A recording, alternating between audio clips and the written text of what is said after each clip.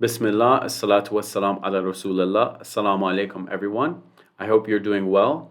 Today I'm making a video to address one of the most common questions we get on this page, and that is, which Masnavi translation should I read? This question is multifaceted. It's very difficult to answer in a comment reply or in a story post. It really requires a whole video because this question is kind of getting into the nitty-gritty details of translation. So first of all, when talking about Rumi, there's two books that we need to keep in mind, as I mentioned in the last video. There is the Masnavi, which is a long narrative book with many stories inside that is kind of, let's say, the guide for the spiritual traveler. And then there's the Kulliyat Shams Tabrizi, or Divan Kabir, or Divan Shams, which is a collection of shorter poems known as ghazals. Now, unfortunately, the Divan Shams has never been translated in full. We only have bits and pieces of it, so we don't have the luxury in that case of saying, oh, this translation is better than the other, go with this one, not that one, because the whole thing isn't even translated. So really, we're just happy to have what we have so far. So inshallah, in the future, that can be something that, translators work on, inshallah, getting that whole book translated.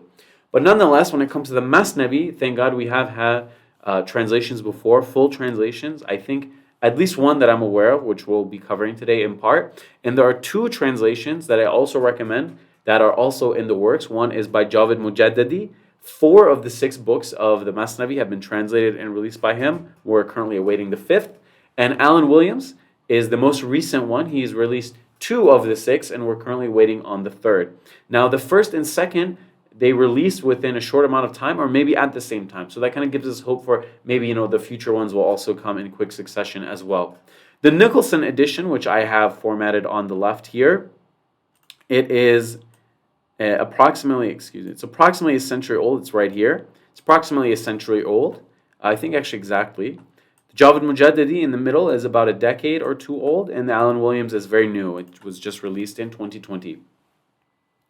On the left, I have the original Persian selected from the beginning of the Masnavi, the Bishno Inne Chun Shikayat Mikana, the famous Song of the Reed. And then I've just compiled the various translators' versions. So inshallah, we'll go over the first section of the Masnavi, and I'll point out some of the nuances, some of the differences in translation, some of the small details that are basically important to us as readers of Rumi, I should say.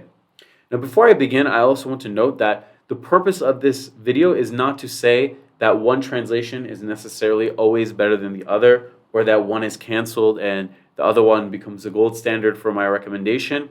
All 3 of these translations are good and accurate as far as I'm concerned, and that's why I brought them to this video at all.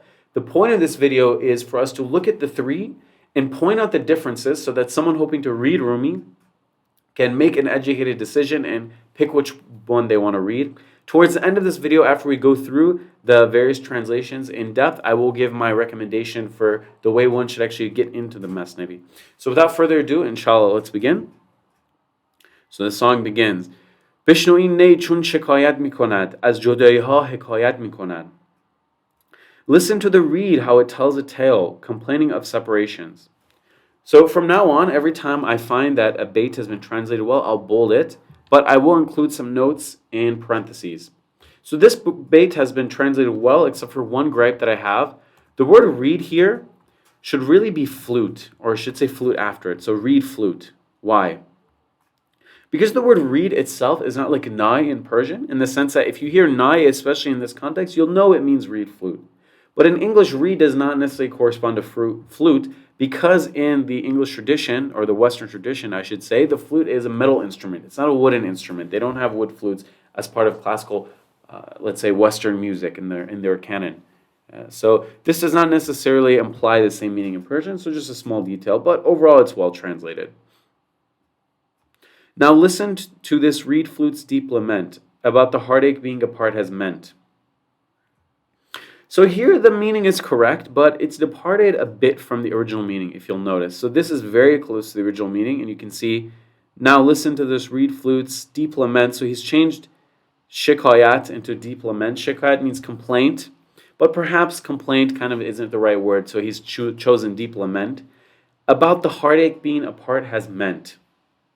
So here he's kind of inserted more in the second line than the first line. So I'll consider the first line accurate. But in the second line, he says, complains from distances or separations. But he says heartache. He's kind of inserted the word heartache here. It's kind of an extra. But the rest of it is fine. So if the bait only has like one word or two words I disagree with, I'll still consider it good overall. Listen to this reed as it is grieving. It tells the story of our separations. Okay, this is correct. So overall, I'll consider all of them good translations so far, but with some small differences. The Alan Williams and the first bait was the most close to the original. کزنیستان تا مرا ببریدند در نفیرم مرد و زن نالیدند. Saying, ever since I was parted from the reed bed, my lament has caused man and woman to moan. So this saying is extra, but the rest of it is fine, so I'll consider it fine. I really take issue with how Nicholson has rendered the second line. Dar nafira mard o zan nalidand literally means, in the insides of me, in the insides of the flute, men and women have cried. But here he's misunderstood it actually, saying, my lament has caused man and woman to moan. So I'm going to underline that line and not consider it accepted. Since from the reed bed they have uprooted me, my songs express each human's agony. See, the first line is good, but the second line I have issues with. So each human, let me first underline that, is an issue, because here it says man and woman. So man and woman is kind of the words that we're looking for. I think human kind of almost has like a biological connotation. And agony kind of corresponds to nalidan, but it more means like to cry, nalidan, to cry into something. So I don't really like that word either. And here again, my song is expressed as also incorrect, because he's saying in the original, men and women have cried into me. So he's kind of inferring too much for my liking. So now Williams. Since I was severed from the bed of reeds, in my cry men and women have lamented. So I'll accept this one completely. It's correct as far as I'm concerned, and it's very close to the original meaning. Let's see. سینه خواهم شرح شرح از فراق تا بگویم شرح درد اشتیاق. I want a bosom torn by severance, that I may unfold the pain of love desire. All right, so I have a few vocabulary issues here. I think it's generally correct, but the vocab issues I take, for bosom I would say chest. I don't really like the word bosom. And for severance I would say parting. Parting kind of is a word used for lovers. Severance is kind of like severance package, It doesn't really have the right meaning in my opinion. تا بگویم شرح درد اشتیاق. That I might unfold here, explain is probably the better word compared to unfold. But generally it's all right. A breast which separation split in two is what I seek to share this pain with you.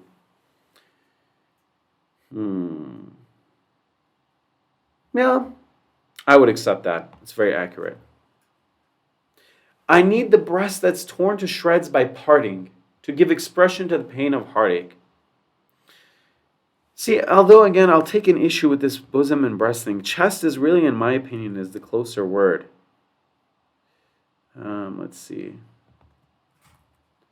I don't know why it keeps doing that every time I paste. It jumps to the left. My apologies. But other than that, I'll consider it accurate. But just, I have a gripe with this one word that I find in all of these translations. هر کسی کو دور ماند از اصل خویش باز جوید روزگار وصل خویش. Everyone who is left far from his source, I think who remained far from his source is the right word here. Who remained far from his source. But the rest of it, oh no, not source either, not the rest of it. See, I don't really like source either. Source is kind of like, what is the source of this quote? What's the citation? But this is more like origin, not source. Although, both of them do mean the same thing in certain contexts, but I think origin is a better word. باز جوید روزگار وصل خویش. Wishes back the time when he was united with it. See, I also really dislike wishes back. I think this should be again, or seeks again. Oh my God, this is so difficult. Seeks again. There we go. The time when he was united with it. The time when he will be united with it. So when is kind of like in the past, but here I think the Persian implication is a future time. When kept from their true origin, all yearn for union on the day they can return. I like this. I think this has captured the meaning better. Whoever finds himself far from home looks forward to the day of his reunion. See, I accept this as well. However, I think when both translations are completely correct, like in these cases, basically, the rhyming translation ends up winning over in my heart. I end up liking the rhyming more, even though they're both correct. من به هر جمعیتی نالان شدم جفت بدحالان و خوشحالان شدم. In every company I uttered my grieving cry. I don't really like the word uttered here. Utter kind of seems like he uttered some words, but other than that, it's fine, so I'll accept it. I consorted with unhappy and with them that rejoice. Wow, this is really dense. I dislike this whole line. So consorted in my view is not really like joft. Joft is being a pair, literally, so we don't need the word consorted. And unhappy and them that rejoice, well, them that could rejoice could also just be happy. I don't really need to see why, or I don't really see why there needs to be this long phrase. Amongst the crowd alone I mourn my fate. With good and bad I've learned to integrate. No, I don't really like this either. Crowd, amongst the crowd is correct. It's like half correct. But alone I mourn my fate. I don't know, alone isn't really correct maybe because you're in a crowd. And mourn my fate really isn't given here. It's just crying out. With good and bad I've learned to integrate. See, really what it should be here is people of good and bad states. Because good and bad states means people are happy and unhappy, sad and all that. But good and bad can also mean like criminals and priests or something like that. You know, when you think about with the bad, like not good people, not people who are in a bad mood. And I don't really like integrate as jof, because again, pair is such a good word, you know, it's such a good word for joft. It's a literal short equivalent. I don't know why integrate needs to be there. So I kind of dislike how both of them have rendered this line. I was in grief in every gathering. I joined with those of sad and happy state. All right, this is good. This is literally accurate. So we'll give that to Javad Mujaddidi. Or my apologies, Alan Williams. So, right. So thus far we can see there isn't really a clear winner. All of them have their, let's say, positives and negatives. All of them have things that they've rendered that I like and that I dislike. از درون من نجست اسرار من. Oh, my apologies. هر کسی از ظن خود شد یار من. از درون من نجست اسرار من. Everyone became my friend from his own opinion. None sought out my secrets from within me. So the second line is correct, but I take an issue with the word opinion here because opinion is kind of like, oh, I have this political opinion, not in my opinion. But the zann khwad kind of means they thought or they supposed, but not necessarily incorrectly. So I think supposed, everyone from their own supposition, or everyone supposed they became my friend, is a better word here. That we were friends, each one was satisfied, but none sought out my secrets from inside. This is good. I like this one. Each person thought he was my bosom friend, but none sought out my secrets from within me. I like this one as well, but I don't like the word bosom friend for... oh, my apologies. What is going on? I don't really like the word bosom here. As far as yar, friend, partner, beloved, but bosom friend, it's kind of weird. I've never seen it before. سر من از ناله من دور نیست. لیک چشم و گوش را آن نور نیست. My secret is not far from my complaint, but eye and ear lack the light. So here I would add, I don't really like complaint. It's more crying out and lack the light to see it. But other than that, I think this is fine. These are kind of like minor gripes. My deepest secrets in this song I wail, but eyes and ears can't penetrate the veil. So here, in my opinion, he's kind of, I think, departing a bit too much from the meaning. Although, of course, you know, Javed's whole idea, Ustad Mujaddidi's idea, is that he wants to make it a poetic translation, which of course necessitates some departure from the original meaning, but this is just a bit too much departure in my opinion. Right, because here he's saying literally, my secret is not far from my cry, which is quite a bit different from my deepest secrets in the song I veil. And here he's saying, but the eyes and ears don't have the light, parentheses, to comprehend it. But here he simply says, but eyes and ears can penetrate the veil. So I'm not really sure where he's getting this from. It's a bit too different, in my opinion. My secret is not far from my lament, but eye and ear have no illumination. Okay, although I don't really think no illumination is correct, I feel that enough illumination is better, because it's not necessarily no illumination. It's because in Persian it says an-nur, that light. So it's not that they don't have any light, it's just that they don't have the light to see what he's talking about. So I think I'll say that this is like 75% the way I would like it to be. All right. تن جان و جان ز تن مستور نیست لیک کس را دید جان دستور نیست. Body is not veiled from the soul, or soul from body, yet none is permitted to see the soul. Okay, this is correct. I'll accept this. Body and soul are joined to form one whole, but no one is allowed to see the soul. All right, that's good. I like that. There is no concealment of the soul and body, yet no one has the power to see the soul. This is also correct as well. So in cases where two or all three of the translators have correctly rendered a line, in my view, it's just a matter of your personal taste. So which one feels more appealing to you to read in English? So moving on. آتش است این بانگ نای و نیست باد. هر که این آتش ندارد نیست باد. So there's a play on words here among two prominent ones in this first section. Both of them, unfortunately, you cannot capture in English. So he says, it's fire, the song of this reed. It's not air, نیست باد. هر که این آتش ندارد, whoever doesn't have this fire, نیست باد, may he not be. Right, so in bad here is like zinde bad, but here he's using it in the opposite sense, as in like morde bad, nist bad. So he says, the noise of the reed is fire, it is not wind. Whoever has not this fire, may he be nothing. So I really take issue with this translation. Bangenai is not noise. It's like song or sound. I think sound is probably the best one. Yeah, sound. Noise is a bad connotation. It's almost like if you're doing bad, oh, what is this noise coming from that instrument? Whoever has not this fire, may he be nothing. All right, sure. Although maybe nothing doesn't really capture nisbad perfectly in my view, but it's good enough to capture the meaning overall. It's fire, not just hot air, this reed flute's cry. If you don't have this fire, then you should die. See, I really like the poetry and the succinctness of this as compared to the other one, so I'll highlight almost all of it.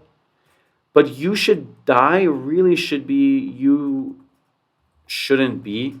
And there's a difference between these two things, right? You should die is very forceful. You shouldn't be is kind of more close to what Rumi's saying, but I understand he's trying to keep in within the metrical limits and also rhyme cry, so he comes up with die.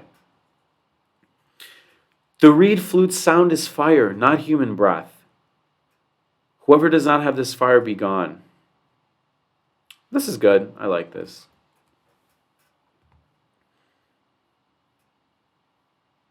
آتش عشق است که اندر نی فتاد. جوشش عشق است که اندر می فتاد.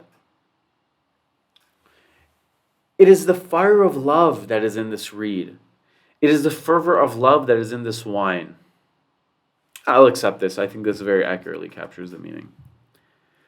Love's fire is what makes every reed flute pine. Love's fervor thus lends potency to wine. I'll take this as well. This is accurate. The fire of love is burning in the reed. The turbulence of love is in the wine. I think I like all of this except for the word turbulence here. Turbulence is kind of, I'll take fervor as they have translated. Turbulence is kind of like, oh, there's going to be turbulence in our ride on the airplane. It's not really the same thing as jush, which means a boil or a burn. Ne حریف هر که از یاری برید پرده‌هاش پرده‌های ما درید. The reed is the comrade of everyone who has been parted from a friend. Its strains pierced our hearts. I'll take the first line, it's accurate. But I don't like the word strains. Here it's like musical modes. So this is the second of the two, let's say, plays on words that I talked about. Pardeh in English means veil or something that covers something. And it also means a musical mode. So when he says pardahash, pardahay ma darid, it says its musical modes, or the music basically from it, tore through our veils. But they both mean parda. As you can see here, we have parda and then also parda. The reed consoles those forced to be apart. Its notes will lift the veil upon your heart. No, all right, that's good. I'll overall accept that. The word heart here is kind of extra, as it just says arpada, but I understand it's supposed to rhyme with apart. So I guess that's an acceptable insertion. The reed is friend to all who are lovelorn. Its melodies have torn our veils apart. All right, this is probably the most accurate one. همچون زهری و تریاقی کی دید همچون دمساز و مشتاقی کی دید. Whoever saw a poison and antidote like the reed. Whoever saw a sympathizer and longing lover like the reed. All right, that's accurate. There's antidote or poison like its song. I'm sorry, where is antidote or poison like its song? Or confidant, or one who's pined so long? All right, I'll say this is accurate, although again, it departs a bit more from the let's say, literal meaning, but that's, of course, given with the territory of having a rhyming translation. You're kind of forced to do that for the sake of finding rhymes like long and song. Whoever saw a poison and a cure, a mate and longing lover like a reed. All right, this is also literally accurate. نی حدیث راه پرخون می کند قصه های عشق مجنون می کند. The reed tells of the way full of blood and recounts stories of the passion of Majnun. All right, that's accurate. The reed relates a torturous path ahead, recalls the love with which Majnun's heart bled. All right, this is accurate, except the word ahead is kind of added here again, but I understand that's to rhyme with blood, so I'll give that a pass. I'll just bold the whole thing except for that. The reed tells of the road that runs with blood. It tells the tales of Majnun's passionate love. All right, this is, again, the most accurate one is the Williams. محرم این هوش جز بیهوش نیست مر زبان را مشتری جز گوش نیست. Only to the senseless is this sense confined. The tongue has no customer save the ear. So hush and bihush don't really correspond with senseless and sense, in my opinion. But I'll give the second line in accuracy bold. But I think I really dislike sense and senseless because here, hush is kind of, it literally, again, does mean sense, but in English, sense is kind of like, oh, he has no sense. You're speaking nonsense. That's kind of the way that sense is used. The few who hear the truths the reed has sung have lost their wits so they can speak this tongue. All right, I really like this. Even though it is departed a bit, especially compared to literal translations, it's departed a bit, but I really like the way that it rings in English and it makes sense. So if you were to read the Persian and you only knew Persian, the feeling that would induce, I think, is pretty similar to if you only knew English and read this. Although the literal translation, again, might literally convey more of the meaning, I just feel as if sometimes the literalness can almost be to a detriment. So I really like the Mujaddidi one here. This sense is close to all except the senseless, and words are all the ear can ever purchase. See, the second line is literal, I'll give him that, but again, sense here, enclosed I also don't like, because it's more like untold or not understood, not closed. Closed is like a store is closed. And again, sense and senseless I'm going to take issue with. در غم ماه روزها بیگاه شد روزها با سوزها همراه شد. Literally, in our woe or sadness, the days became bigah, like without time, like they just passed. We stopped keeping track of the days that are passing. روزها با سوزها همراه شد. And the days became one with the pains, so they came and went. However, I think that no translator really captured this perfectly. So in the original Nicholson, it says, in our woe, the days have become untimely. See, the word untimely doesn't really match with bigah. And then in the second one, it says, our days have traveled hand in hand. See, travel does literally mean hamra. Hamra means like travel partner, someone who goes somewhere with you, but I don't really like the sense that this is used. Hand in hand with burning griefs. Okay, the rest is fine. It really should be, our days go And then you could have just cut out the word travel here, and then it would have been fine. But I guess, khair, I'll give this I'll give this a bold, generally speaking. The day is wasted if it's spent in grief, consumed by burning aches without relief. I think although this is departed more, I feel as if this kind of captures the meaning more. در غم ما روزا بیگاه شد روزا با سوزا همراه شد. Right, I'll give it a bold. Even though, again, it does depart from the meaning a bit, I think it captures the original essence more. In all our grief, the days turned into nights. The days fell into step with searing pains. I'll also give this a bold, but again, when they're both correct when it comes to the rhyming and the non-rhyming, I always tend to feel that I like the rhyming one more. روزها گر رفت گو رو باک نیست تو بمان ای آن که چون تو پاک نیست. If our days are gone, let them go, it is no matter. Do you remain, for none as holy as you are. So the first line is fine, it's completely accurate. I take issue with the second one because do you remain is not really correct. Here it's saying remain, it's like a command, stay.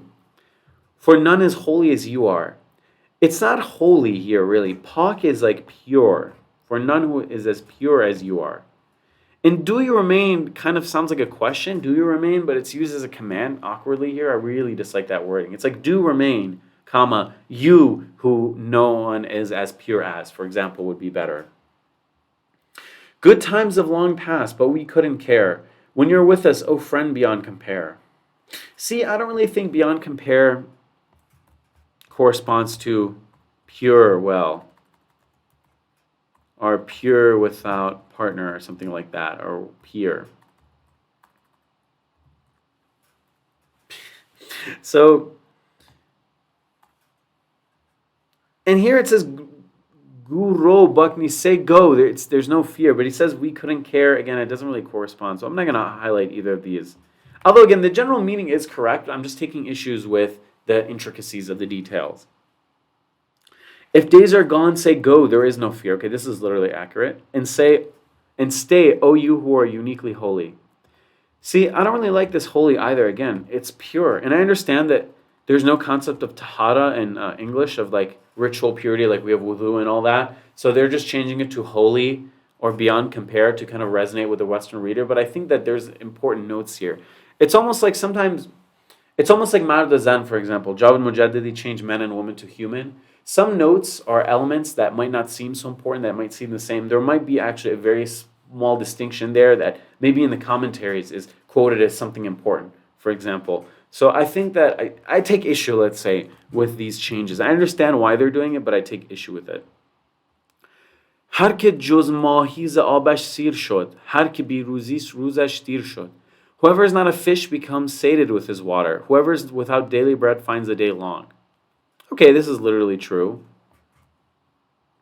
While ordinary men on drops can thrive, a fish needs oceans daily to survive. I kind of dislike this. I feel like it's too much of a departure from the meaning. His flood deluges all except the fish. The day is long for him who has no bread. Okay, this is correct as well. در نیابد حال پخت هیچ خام پس سخن کوتاه باید و السلام. None that is raw understands the state of the ripe. Therefore my words must be brief. Farewell. Alright, this is good. The way the ripe must feel, the raw can't tell. My speech must be concise, and so farewell. Alright, I like this a lot, especially since it rhymes. The raw can't grasp the state of one who's cooked. So this discussion must be brief. Farewell. Okay, this is correct. All three of these, in my view, are correct. However, one issue that I have with the language, of course, not with the translation, is that raw and cooked don't really have the same meaning as in English, or as in Persian. So, for example, Rumi says, حاصل عمرم بیش از سخن نیست. خام بودم پخته شدم سوخته شدم, which means the product or the end result of my life is no more than 3 phrases. I was raw, I was cooked, and I burned. So raw, of course, is before he met Shams at Tabrizi, and cooked is when he was with Shams, and when Shams left, he burned. So in Persian, this generally means to mature, to grow, to learn about life. Sometimes when I see relatives I haven't seen in a while, they say, wow, pukhta shud, you've grown a lot. or you're literally your face has been cooked, like you look older. So this is kind of an issue with kind of cultural transmission, where the ideas that exist in one language do not necessarily exist in the other. So now, inshallah, I'll tally up and see how many lines I accepted and rejected from each translator. All right, so I went ahead and tallied it up. As you can see, first place we have Alan Williams's very recent and literal translation coming in at 34 out of 36. And then second place we have Nicholson coming in at 29 out of 36. And then final place we have Jawad Mujaddidi coming in 27 out of 36. So these were just a tally of my personal opinions of the poet, and in terms of, out of the 36, how many did they translate very well. But then in no way is like a ranking in terms of which one I would recommend the most. In terms of which one you should read, I would say that the best thing to do is to, first of all, consider your level of Persian and why you're reading the Masnavi. So if you know the Persian language well enough to read it and make some sense of it, what I would really recommend is to get the original text and to read one of these two literal translations alongside with it, whether Nicholson or Alan Williams. One good thing is that both of these include the original text in some editions. So the Alan Williams edition, I have one that doesn't have the original Persian, but the more recent one that came out in 2020 does have the original Persian. Although it's in the back of the book, it's kind of annoying to flip from the front to the back. I wish it was page by page, side by side, but regardless. In the Nicholson edition, I have a PDF edition that is actually side by side English and Persian. And for those of you who are on the Patreon chat, I have actually sent that. If you would like, you can join the Patreon chat, and I would resend that, inshallah, if you're interested in getting a hold of this translation. Why should you do that? It reminds me of when I was learning Arabic. What I would do is I would read the Quran in Arabic and try to make my way through it, and then I would read the English translation, and then that would help me actually understand the Quran. And every time I repeated that process, I was understanding more and more until I got to a point when I can actually read the Quran and just understand it, especially the verses that I'd been through with the English. So in the same way, you could maybe read the original Persian and understand, let's say, 50% of it, and then read the English, and then reread it, and then repeat this process until you get to 70, 80, 90% understanding, and then you understand the whole thing. So this can be a great way to kind of almost treat these as like crutches, for example, or training wheels. And then eventually at some point you can just ride the bike without the training wheels, or walk without, the crutches aiding you. So I would recommend that to those of you who can make your way through the Persian. For those of you who cannot make your way through the Persian and you're looking for a leisurely reading experience that would be similar to someone reading the Persian, you just want to lay back, read the poem, understand as much as you can from it, and also understand or appreciate, I should say, the poetry, and it's kind of snappy like the original Persian, then I would definitely recommend the Jawad Mujaddidi. Even though I took more issue than the other translators with some of his decisions, overall, these small differences do not make a meaning difference, right? So if I'm taking issue with one word in a line, that one word is ultimately a synonym of the word I prefer anyway. So it's not like these hair-splitting differences that I pointed out would actually ultimately impact the meaning or the lesson in any type of grand scheme type of way, right? However, if you're interested in reading the Jawad Mujaddidi, but you want to be sure of what you're reading, you want to investigate the text further, but you don't know Persian, what you could do is you could pretend that you did know Persian, you were the original person I mentioned, and just treat the Jawad Mujaddidi as the original, and use the Alan Williams as kind of like a reference text, or use the Nicholson as a reference text. So in the same way someone would read the original Persian and refer back to the English translation, you could read the Jawad Mujaddidi because it's nicer to read through, it's more enjoyable. But then whenever you have a question, a concern, you're confused about something, to reference it back to the Williams or the Nicholson. So example, if you read this line and you're kind of confused, then you could reference it back to this line or this line, and that would kind of help you narrow in on a meaning that's more original to the Persian text or closer to the Persian text. So that would be my suggestion. If you're strictly trying to understand the literal meaning of what's in the text, and maybe you're just referring to a certain part, or you're quoting for a research paper or something, then I would definitely recommend you look at the Nicholson or the Williams. But one thing I will say is, if you're really looking to get so deeply into the text that the literal meaning is important to you, I would recommend that you do take the time to learn Persian, if only a little bit, because there's nothing like accessing the source text, the original text, of course. So anyway, to summarize that up, and in case you missed the general point, basically, if you know Persian, I would recommend that you use the Persian text with the translation that's literal, so the Williams or the Nicholson. If you don't know Persian and you want a leisurely reading, read the Mujaddidi, but use that in accordance with the Williams and the Nicholson as needed. But if you need just the literal meaning of the text again for a research paper, etc., to make a point, then I would definitely look at probably the Williams text because it's literal and even better than the Nicholson one. So that summarizes basically my recommendations in terms of reading the Masnavi in translation.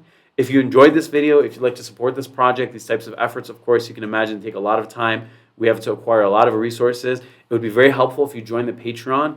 If you're watching this video via Instagram, it would be the link in the bio of the page. If you're watching on YouTube, it's the first link in the description down below. It's the best way to guarantee that this project can continue. Of course, with these videos and analyzing the text and, of course, managing the pages, we are normally just posting poems on a recurring basis as we always have. This is a very time-consuming project, and it can only go forward so far as this is supported on Patreon. So I would urge you and ask you to please consider joining. If you would like to donate on a one-time basis, because Patreon is recurring, you could go to PersianPoetics.com and there's a donation section. If you know anyone that's interested in Rumi and wants to read it, please do forward them this video. I hope that it would be of use to them in determining which text to read. I know it can be overwhelming when you don't know the original language and you're looking at all these different translation options, and it's hard to determine or decipher which one has merits over the other. So inshallah, this video was beneficial to all of you who are hoping to read Rumi. Other than that, there is nothing left to say. So until next time, I hope you have a good day. Assalamu alaikum wa rahmatullahi wa barakatuh.